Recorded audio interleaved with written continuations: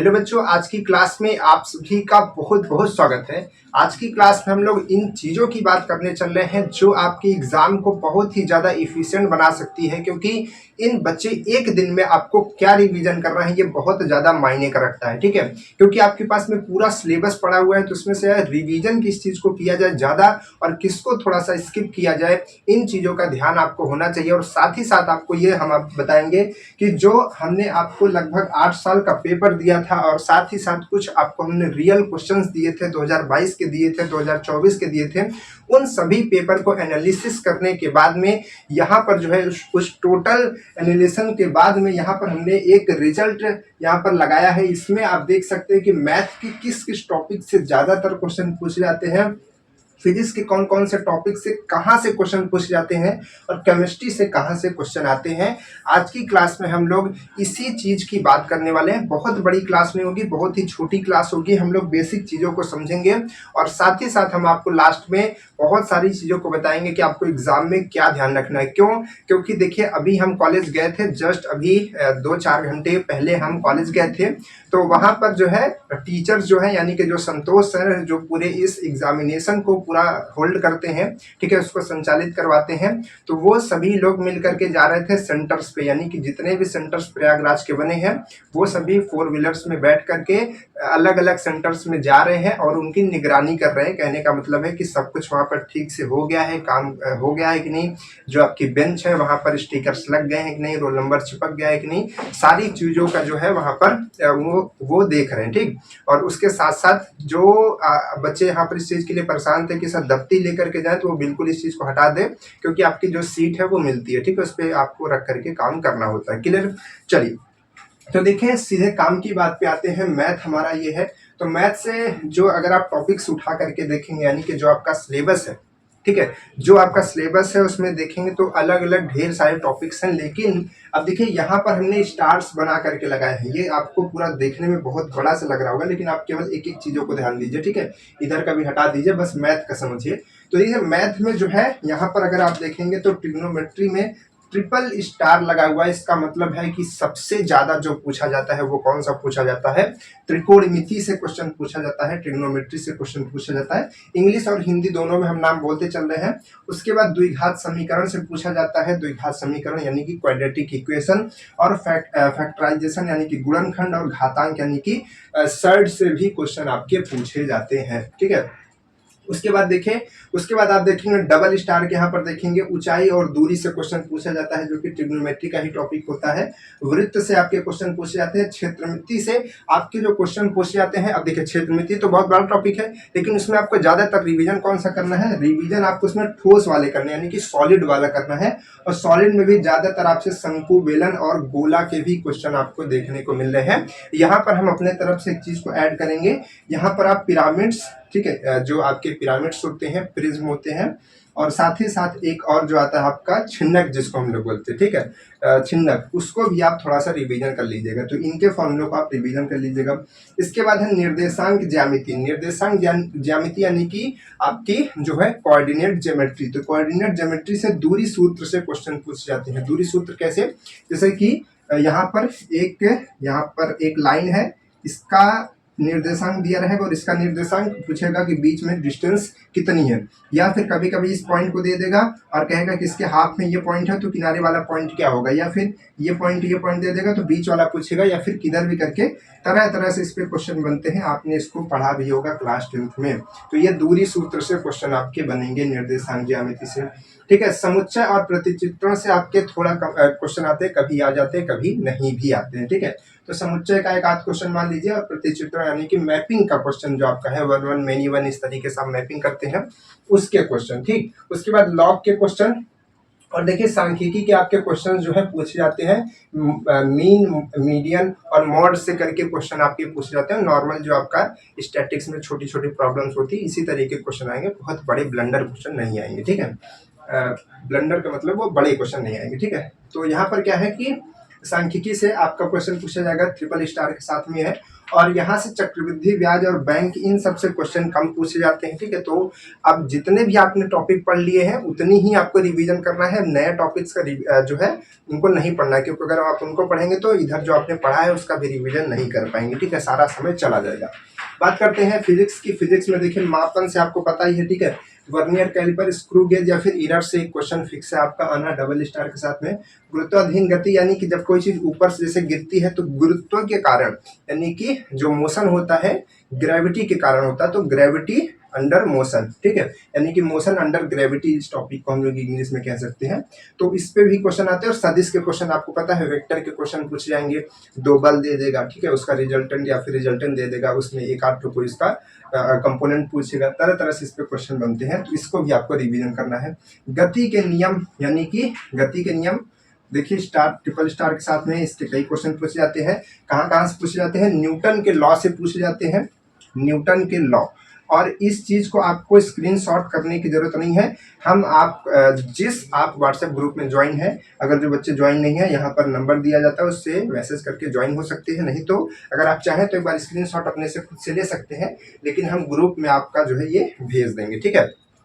चलिए, तो लेकिन आपको सुनना सारा कुछ है, शुरू से लेकर क्लास तक, आज की क्लास को देखना है और समझना है किन की चीज़ों को हम बताते हैं, क्योंकि यही सारी बातें जो है आपके काम आने वाली है अब 1 से 2 दिन में, क्योंकि अब 1 से 2 दिन में पढ़ करके कुछ नहीं होगा, ठीक।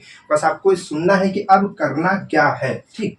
उसके बाद शक्ति और ऊर्जा से क्वेश्चन आपके पूछे जाते हैं, ज़्यादातर क्वेश्चन ये, ठीक है। तो इसमें आपको क्या करना है, जैसे जिसमें ट्रिपल स्टार लगा हुआ है, इनको पहले रिवीजन करना है, इनको पहले रिवीजन करना, इनके कुछ कुछ क्वेश्चन भी देखने हैं, क्वेश्चन लगाने नहीं, अब क्वेश्चन बस देखने हैं। जो आपने क्वेश्चन लगाए हैं, जो आपने कॉपी बनाई होगी या फिर जो आपने बुक ली होगी, उसमें आपको बस क्वेश्चन उसके देखने हैं कि इसका क्वेश्चन हो जाएगा यस, इसका क्वेश्चन हो जाएगा यस, इसका क्वेश्चन हो जाएगा यस, ऐसे से करके क्वेश्चन समझने हैं, ठीक है। आपको क्वेश्चन लगाने नहीं है, बस देखना है, देख करके समझना है कि हो जाएगा कि नहीं हो जाएगा, नहीं हो जाएगा तो उसका फॉर्मूला याद कर लीजिए।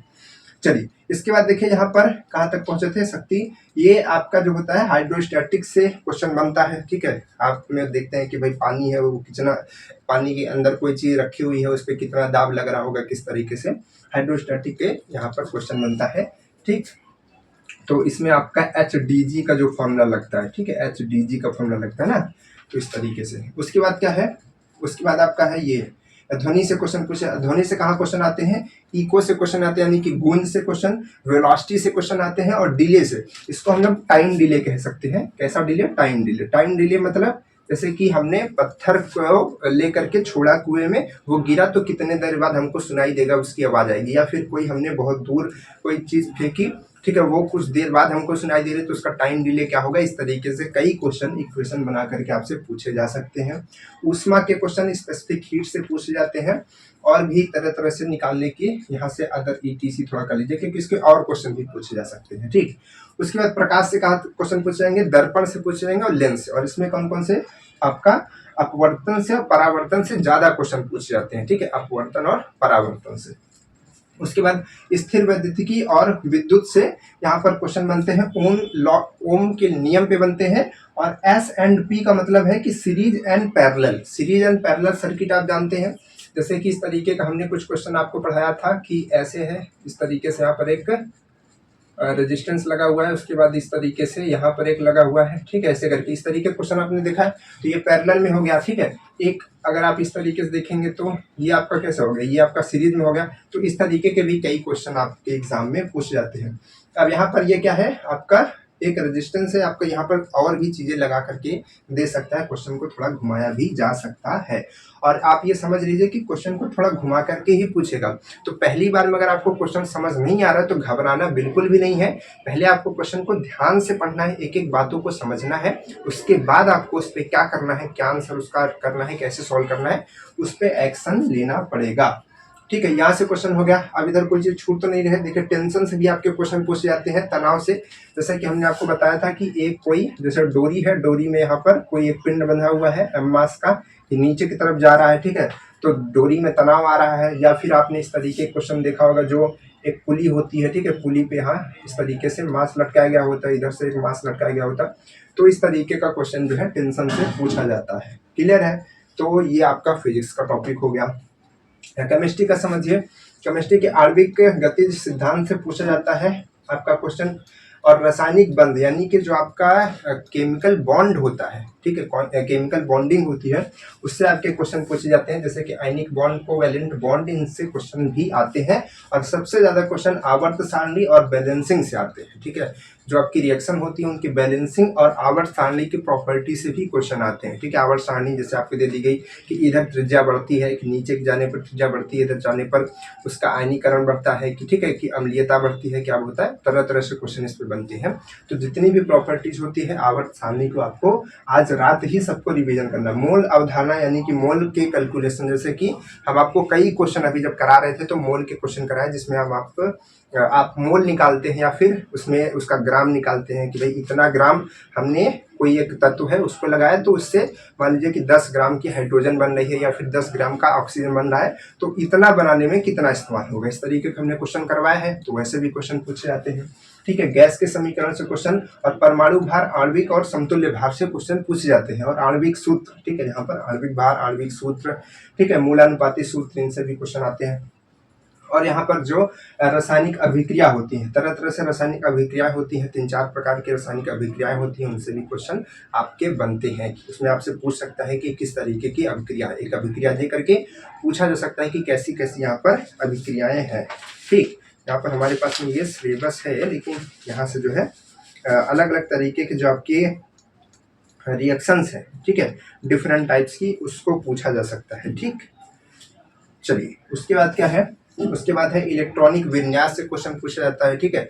इलेक्ट्रॉनिक विन्यास से क्वेश्चन पूछा जाता है, जैसे कि आपने देखा कि इलेक्ट्रॉनिक विन्यास से पहला क्वेश्चन जो हमने आपको एक पीडीएफ दिया था, उससे इलेक्ट्रॉनिक विन्यास से पहला ही क्वेश्चन इलेक्ट्रॉनिक विन्यास से पूछा गया था। कठोरता, जल की कठोरता यानी कि हार्डनेस से क्वेश्चन पूछे जाते हैं। हमने आपको होमवर्क में दिया था, बहुत सारे बच्चों ने उसका सही आंसर दिया था, ठीक है, 6 डिग्री उसका करके कुछ आंसर आ रहा था।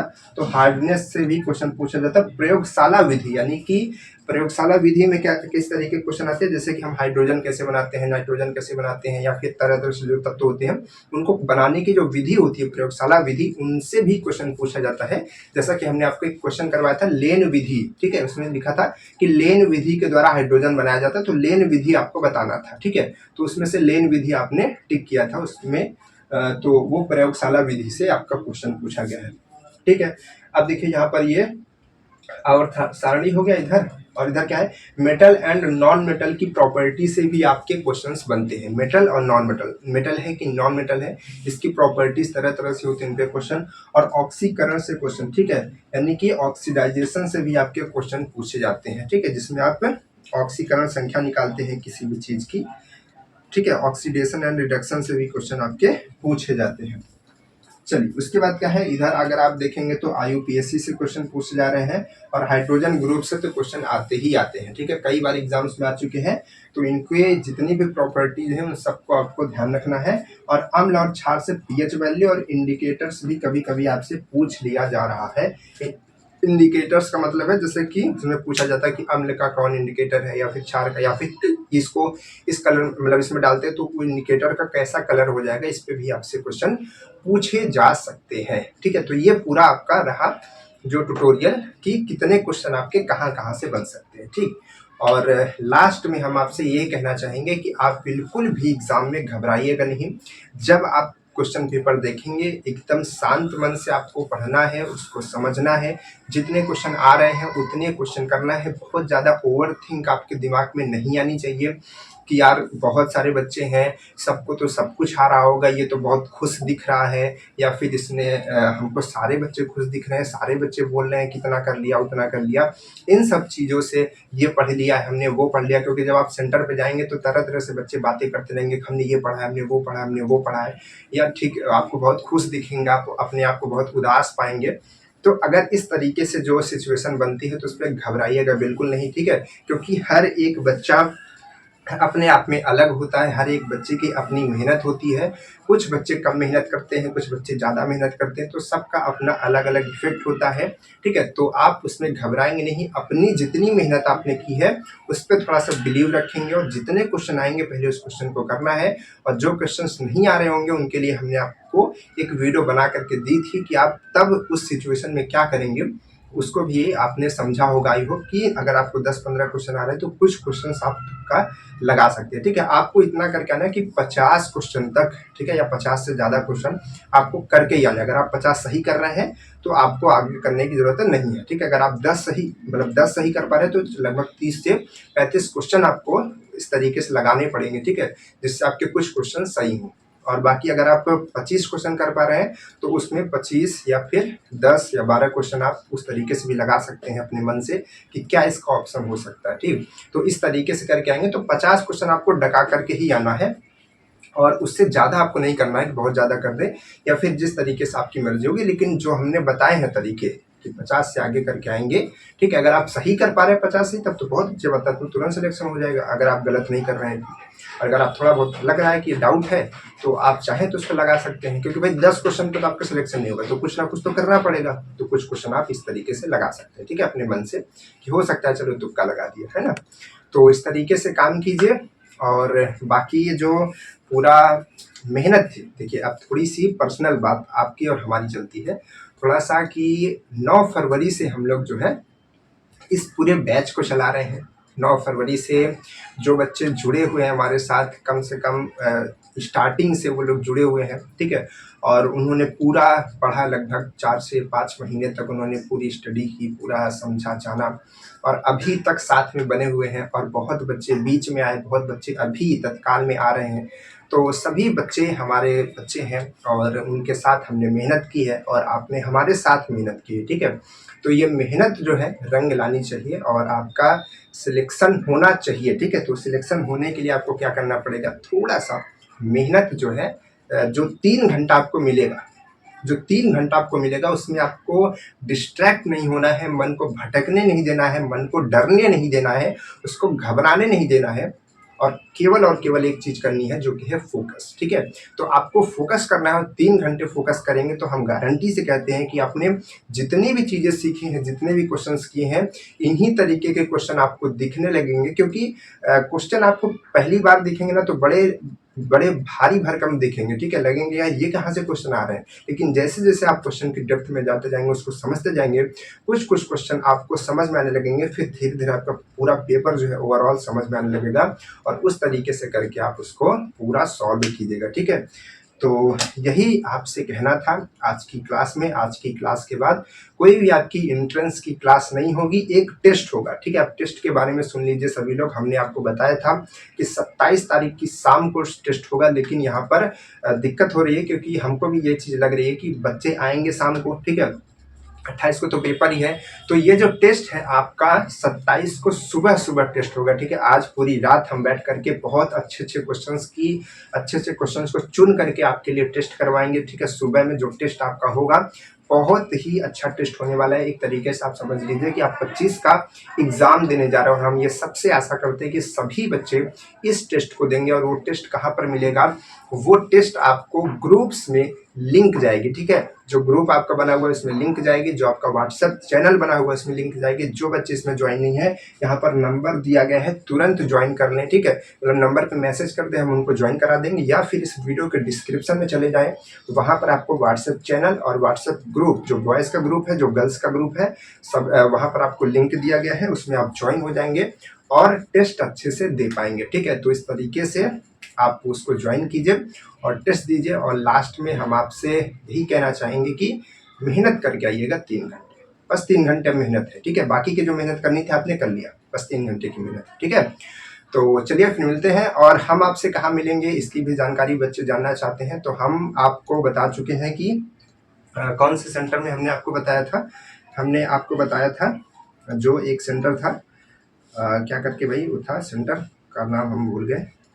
देखिए जहाँ पर हमको आना है उसका नाम भूल गया है, कोई बात नहीं है। देखिए उसका नाम था, सेंटर का नाम ब्रिज बिहारी इंटर कॉलेज, शिवकुटी, तेलियरगंज, प्रयागराज, ठीक है। तो इस सेंटर पर जितने भी बच्चों का एग्ज़ाम है, ठीक है, वहाँ पर हम प्रेजेंट रहेंगे। जो बच्चे हमसे मिलेंगे उनसे हम भी मिलेंगे, ठीक है। आप सभी लोग, ठीक है, अच्छे से एग्ज़ाम दीजिएगा। एग्ज़ाम देने के बाद अगर जो बच्चे मिलना चाहते हैं तो वो हमारे दिए गए नंबर पर कॉल कर सकते हैं, मैसेज कर सकते हैं और वो हमसे आराम से मिल सकते हैं। हम भी सबसे मिलना चाहते हैं, ठीक है।